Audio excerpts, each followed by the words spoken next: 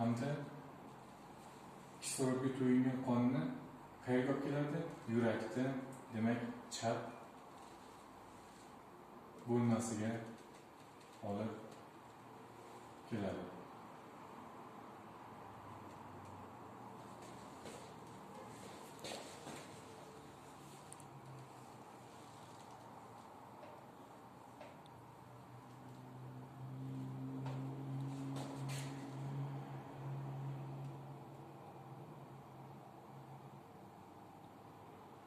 Demek her bir o'pkadan ikkitadan demek vena qon tomiri keladiki, demek yurakda chap bo'lmasiga kelib quyildi. Ana endi chap bo'lmaga kelib quyilgan vaqtida qarang, bo'lma holati. Qon kelgan vaqtida bo'lmacha ochiladi.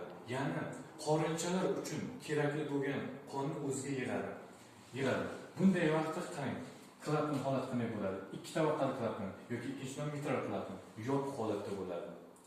Ana endi o'ziga kerakli bo'lgan qonni yig'ib oldi va mitral klapning ochiladi.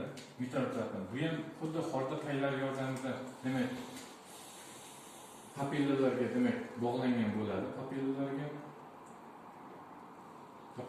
bog'langan bo'ladi. Xorda iplari demak qisqaradi. Demak klapni ochiladi hamda chap qorinchaga qon tushdi. Chap qorinchaga qon tushdi. Ana endi bu vaqtida qorincha diastoli bo'ladi. Demak, bo'lmacha qisqargandan keyin qorincha kengayadi, qon qorinchaga kelib tusha boshlaydi. Ana endi ma'lum bir faza o'tgandan keyin esa qorincha sistola bo'ladi. Qorincha sistolasi bo'lgan vaqtida mitral klapning yopiladi. Regurgitatsiya bo'lmasligi sababli hamda manbadagi aorta klapin esa ochiladi. Aorta klapin ochilib, demak qon bevosita demak tanaga boradi. Endi tanaga borishini quyidagi sxemalar bilan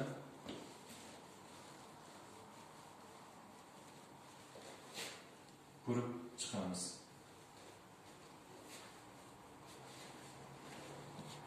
Ana endi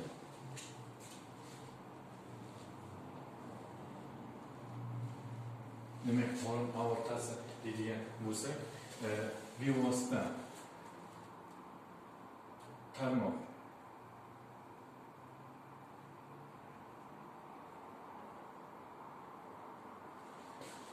mana demak oshqozonni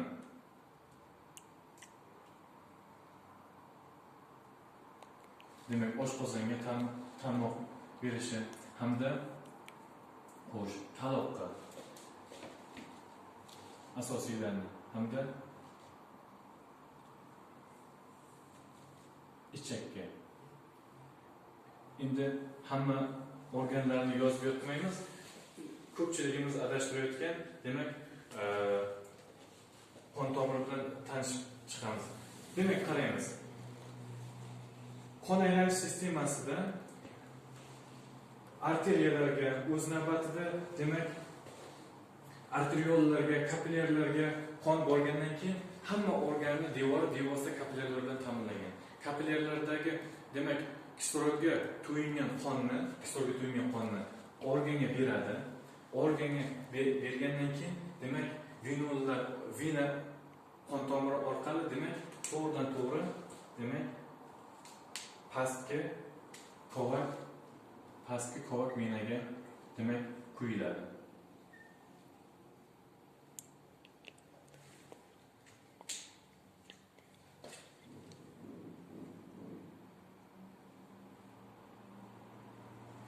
Bitta narsani bilib olishimiz kerak.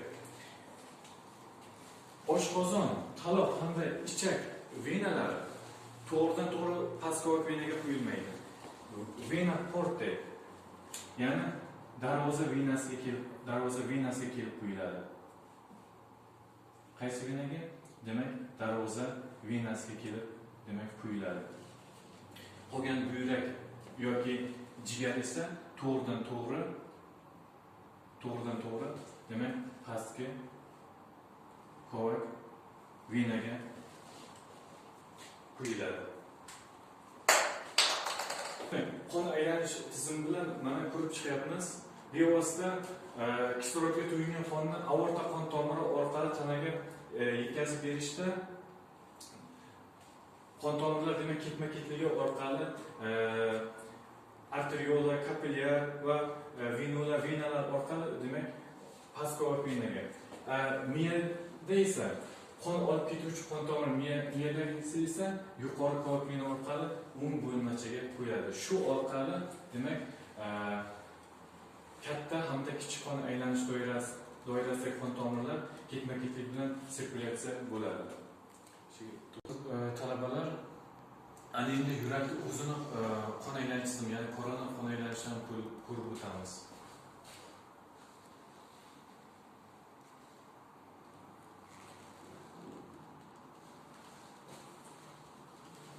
Demak, koronar qon aylanish.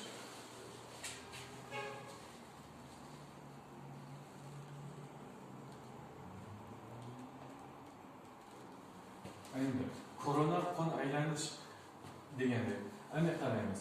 Koronar qon aylanish aorta qon tomirining qopqochasining ustki qismidan demak ikkita demak qon tomirlar chiqadi. Demak, arteria coronaris sinistra hamda arteria coronaris dextra. Arteria coronaris sinistra o'z navbatida ikkita tarmoq beradi. Demak, pastga tushuvchi tarmoq hamda circumflex qo'shuvchi tarmoqni beradi. Ana endi har birini qon tomirini qon bilan ta'minlashni ko'rib o'tadigan bo'lsak, circumflex bilan tushuvchi tarmoq chap qorinchani, demak, to'siqni qisman qon bilan ta'minlaydi, pastki qismini. Arteria coronaris dextra esa o'ng bo'lma, o'ng qorinchani, hattoki to'siqni ham, demak, qorinchalarning orqa yuzasini qon bilan ta'minlaydi. Hamda bevosita tarmoqlanib koronar demak qon aylanish tizimi demak venos qon bilan aylanadi.